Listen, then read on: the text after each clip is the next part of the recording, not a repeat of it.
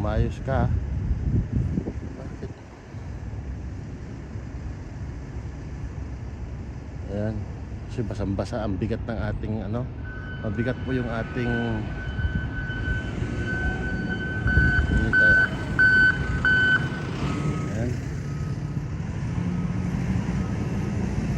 Ayan. 240 na. Bakit madaya itong una? Doon sa pangalawa hindi. Kaya naman ngayon ay magtitimbang tayo. Tignan natin karga.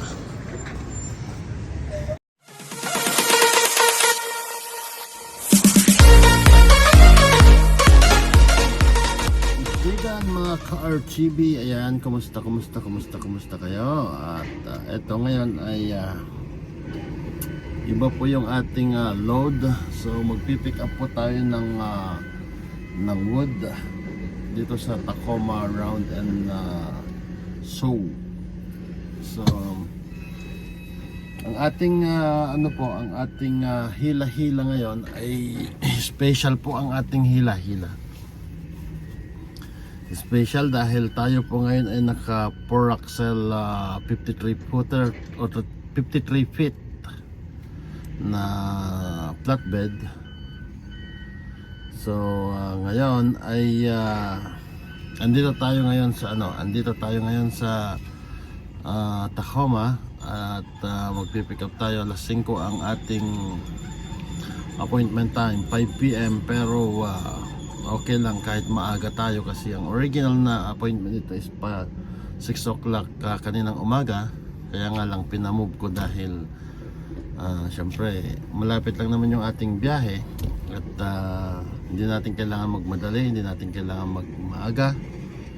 Ano lang, takbuhang takbuhang pogi lang. So ngayon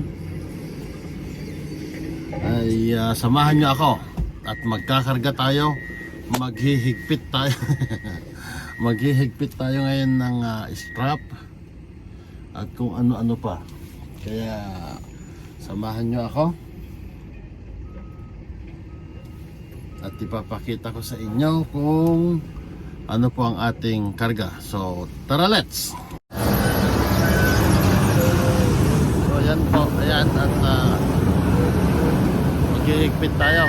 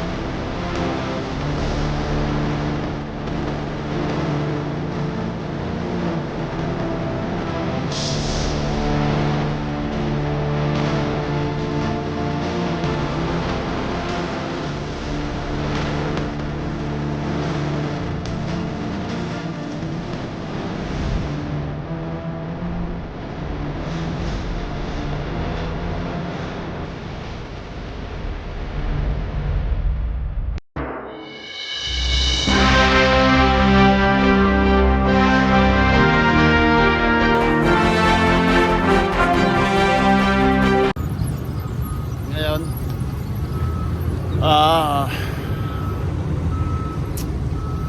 ayun po yung mga ibang trailer namin, yung mga empty trailer na yan. Lahat po yung mga trailer na yan ay dito po sa ating kumpanya. Ngayon, yung mga kinakargahan na yan ay hihilain yan, yung sinasabi nilang preload. Yung magpipick up bukas ng umaga kasi tayo live load tayo, live load. Kung ano yung trailer natin umalis, yun din yung trailer natin pabalik. Ngayon, yung mga regular na bumibiyahe dito, ang ginagawa nila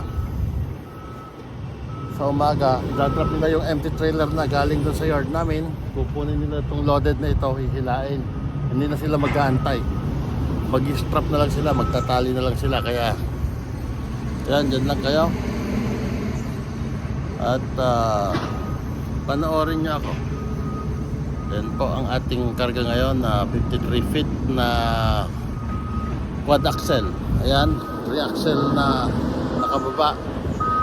Mamaya bababa natin yung maliit doon sa likod, yung single tire doon sa likod. Kasi dito sa US, overweight tayo. Kaya sa Canada, mas mabigat ang karga. Bawal naman na nakababa yun. Itaas natin pagdating natin sa border, itaas natin. So, ito po ang biyahe na ito ay napakaganda sana, kaso lang ayaw ko naman ito pag winter. Kaya ako lang pinapatulan ito pag summer. Pag summer ganito, hindi umuulan, hindi nag-i-snow, okay lang to. Ito nyo, surface tayo.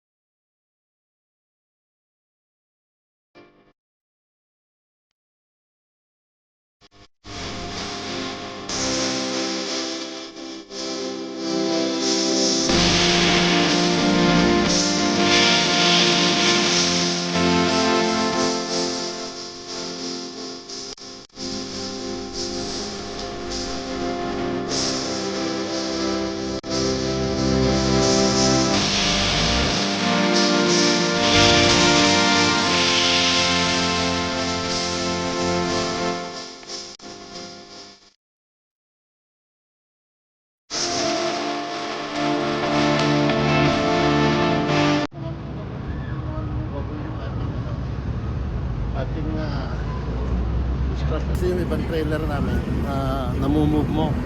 So yan, nakafix po yan, kaya hindi niya kailangan itapat niya doon sa ano, itapat niya doon sa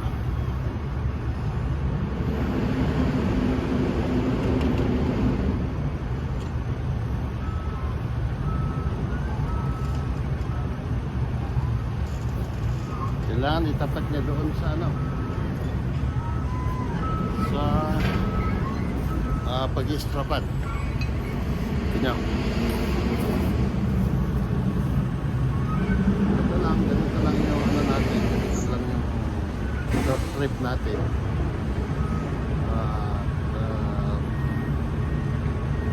First time mamila ni Petlin ng 4-axle ngayon. Tingnan natin kung hanggang saan ang pa.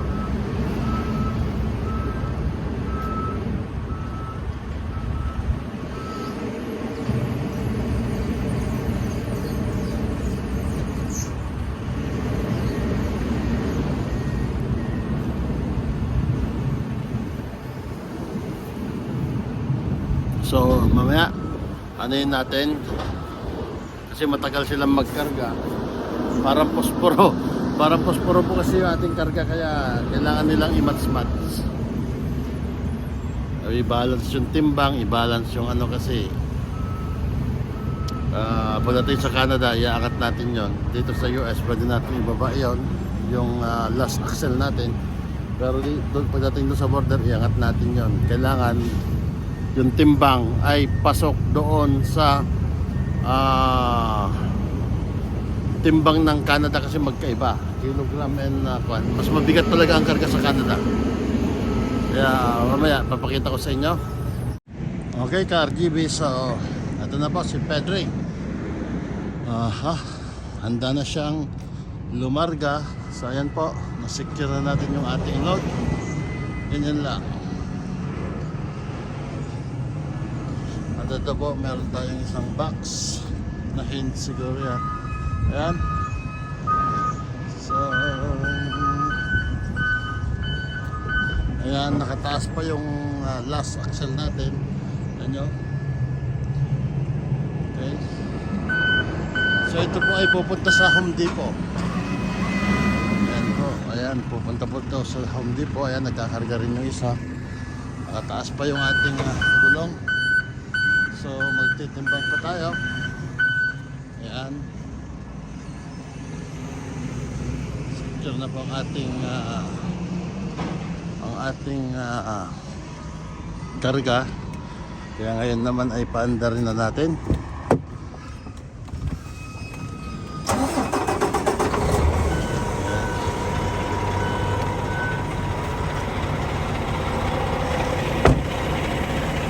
Puntahan natin yung ating papel.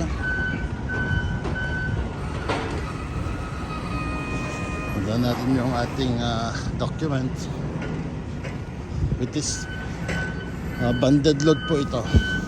Sino naman itong tumatawag? Okay. Banded load po tayo. Pasara na sila.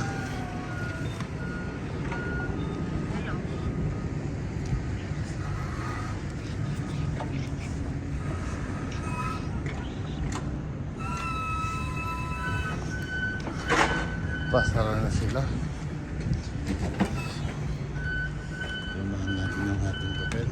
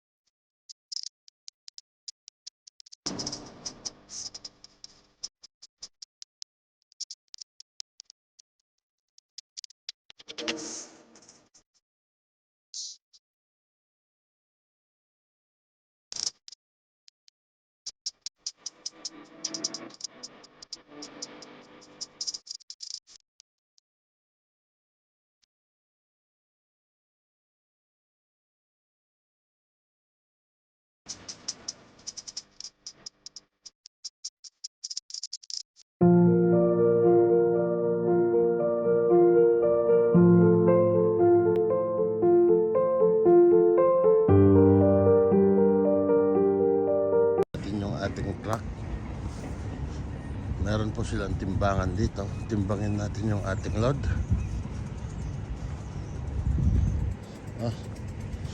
Bakit tumaambon? So ayan po yung digital kwan ng load nila. Ito po yung timbangan. Ito po yung timbangan. Tingnan natin kung ilang ilang kilo tayo, ilang pounds tayo. Ayan, nako, kita nyo lahat, pati steel to. Ayan, 240. Oh, bakit tag 260? Ay, ikaw hindi ka umayos ka.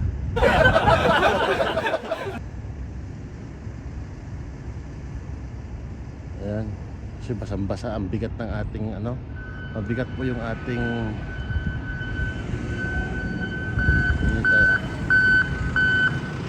ayan.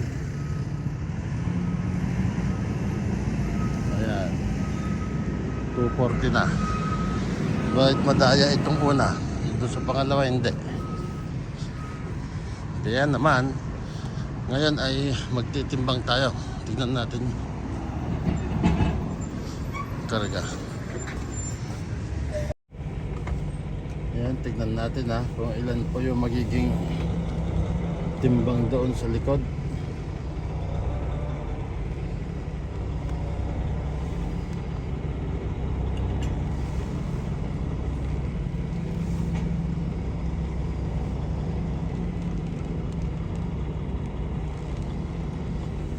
Ayan po may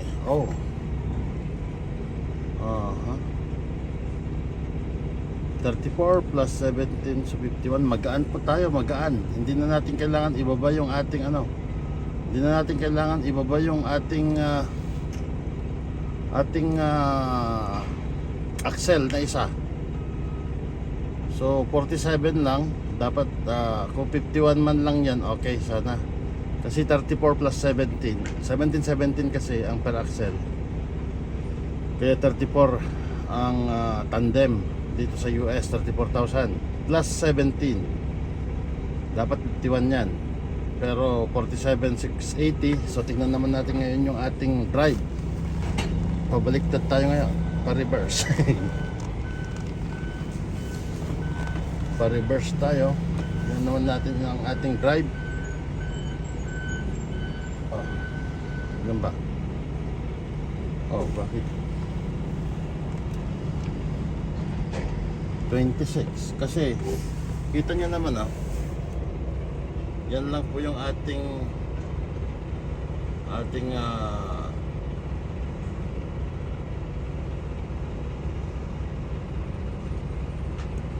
gauge sa ayan lang hindi pa umabot sa hindi pa umabot sa ayan, hindi pa umabot sa natin, hindi pa umabot sa 60. So magaan talaga.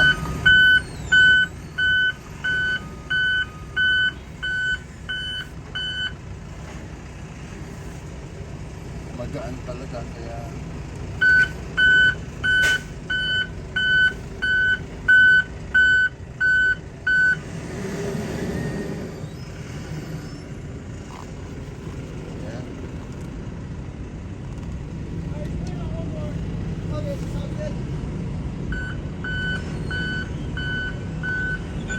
So magaan talaga tayo.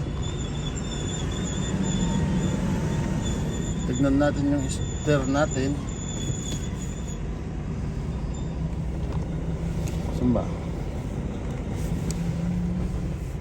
Ayan. So ang steering natin ay 11.9 20. So we're good. Ayan.